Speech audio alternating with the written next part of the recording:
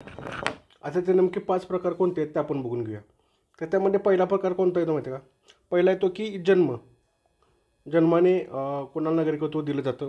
त्यानंतर आपला दुसरा प्रकार त्यांचा त्यामध्ये येतो की वंश परंपरेनं कोणाला नागरिकत्व दिलं जातं. नोंदणी केल्यानंतर नागरिकत्व कोणाला दिलं जातं, किंवा एखादं क्षेत्र विलिनीकरण तर त्याद्वारे कुणाला नागरिकत्व दिलं जातं. पाचवा आणि ते असेल की शेवटचा जो भाग आहे तो आहे की स्वीकृती. ठीक आहे, एखाद्याने स्वीकृती जर केली असेल तर ते कोणत्या पद्धतीने त्याला नागरिकत्व दिलं जातं. आता अशा पद्धतीने जे नागरिकत्व आहे त्याचा एक बाय एक आपण विचार करूया. पहिला आपण जन्म घेतला. ठीक आहे, जन्म. तर जन्माने कुणाला नागरिकत्व दिलं जातं, तर त्याचं पहिलं काय तर 26 जानेवारी ठीक आहे 1950 ते 1 जुलै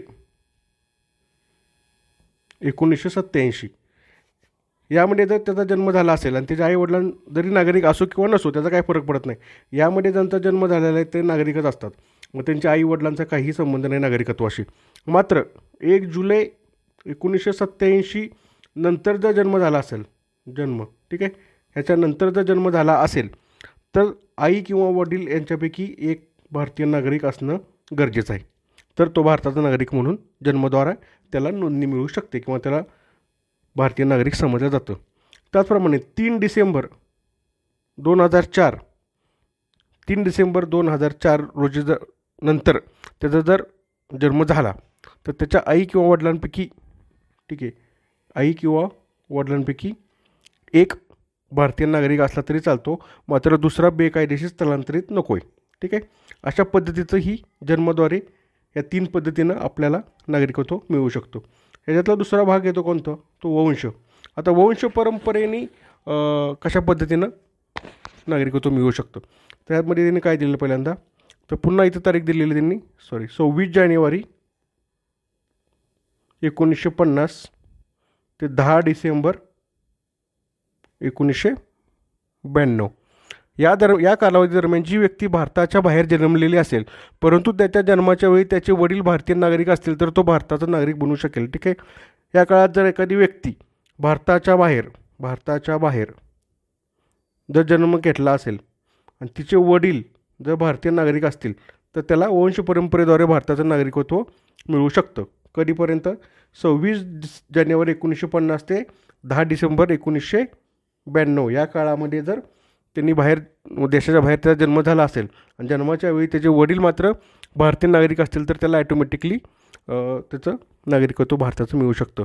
त्यानंतर मात्र 10 डिसेंबर 1992 ते 3 डिसेंबर 2004 या दरम्यान जर तो भारताच्या बाहेर जन्मला तर त्याच्या जन्माच्या वेळी माता किंवा पिता म्हणजे आई वडिलांपैकी एकाचं भारतीय नागरिक जरी असेल, आई किंवा वडील हे भारतीय नागरिक असतील तरीसुद्धा त्याला नागरिकत्व मिळू शकतं. पहिल्या केसमध्ये वडील आवश्यक आहेत, दुसऱ्या केसमध्ये आई किंवा वडील दोनापैकी कोणी एक चालू शकतो. तिसऱ्या केसमध्ये समजा 3 डिसेंबर 2004 नंतर जर त्याला जन्म झाला तर मात्र त्याला काय करावं लागतं तर त्याला संबंधित दूतावासामध्ये नोंदणी करावी लागते. ठीक आहे, नागरिकत्वासाठी. त्यासाठी त्याला 1 वर्ष भारतात राहणे आवश्यक आहे. याबाबतच्या वंश परंपरेच्या या आपल्याला काय कळतात की कंडिशन कळतात. इथपर्यंत आपल्याला 2 पद्धत कळल्या. तिसरी पद्धत पण अगदी सोपी आहे. तिसरी पद्धत कोणती आहे तर नोंदणी. आता आपल्याला नोंदणी बघायची आहे. तिसरी पद्धत काय दिलेली आहे तर त्यांनी नोंदणी दिलेली. ठीक आहे, ही तिसरी पद्धत. आता नोंदणीद्वारे कशा प्रकारे आपल्याला नागरिकत्व मिळू शकतं ते बघा. याद्वारे एखाद्याला भारतीय नागरिकत्व स्वीकारायचे असेल तर त्याला काही अटी कराव्या लागतात. त्यातली पहिली अट काय तर नोंदणी अर्ज करण्यापूर्वी त्याने 7 वर्ष भारतात राहणे आवश्यक आहे. नोंदणीचा जो आपण करतो नोंदणीचा अर्ज म्हणतो ना आपण, त्याला जर भारतीय नागरिकत्वासाठी जर अर्ज करायचा असेल तर त्याला 7 वर्ष भारतात राहणं गरजेचं आहे. म्हणजे या नोंदणी अर्ज करायच्या अगोदरपासून तो 7 वर्ष भारतात असणं गरजेचं आहे. ठीक आहे. दुसरी गोष्ट म्हणजे जर लग्न झालं एखाद्याचं, समजा भारतीय व्यक्तीनं परदेशी व्यक्तीबरोबर लग्न केलं आणि ते जर भारतात आली किंवा इतर कोणत्याही कारणास्तव जर परदेशी व्यक्तीशी आपला विवाह होत असेल तर त्यासाठी सुद्धा काय अट आहे तर 7 वर्ष हीच अट आहे. तुम्हाला इथंच विचारणार, वर्षाचं इथंच गोंधळ घालतील. त्यामुळे नोंदणी अर्ज केल्यानंतर सुद्धा 7 वर्ष आहे. लग्न समारंभाच्या प्रकरणामध्ये सुद्धा 7 वर्ष तुम्हाला नोंदणीच्या अगोदर भारतामध्ये वास्तव्य असणे गरजेचं आहे. तिसरं काय person of Indian origin. Person of Indian origin असेल तर त्यांना सुद्धा नागरिकत्व मिळवण्यासाठी काय करावं लागतं, तर 1 वर्षासाठी भारतात राहणं आवश्यक असतं. आणि त्यांच्या 18 वर्षापेक्षा कमी वयाची जी मुलं आहेत त्यांना ॲटोमॅटिकली आपलं भारताचं नागरिकत्व मिळून जातं. इथं तुम्हाला फक्त कशात फसवणार, या वर्षातच फसवू शकतं. ठीक आहे, अशा पद्धतीने हे आता बाकीच्या पण 2-3 यात कलम आहेत, पण तेवढी काही गरज नाही परीक्षेच्या दृष्टिकोनातून. तुम्हाला एवढंच लक्षात घ्यावं लागेल. याच्यानंतर आपल्याला पुढचा पॉईंट बघायचा आहे की तो बघायचा आहे चौथा पॉईंट. चौथा पॉईंट कोणता आहे, तर स्वीकृती किंवा विलिनीकरण आहे, पण आपण आता स्वीकृती घेऊ.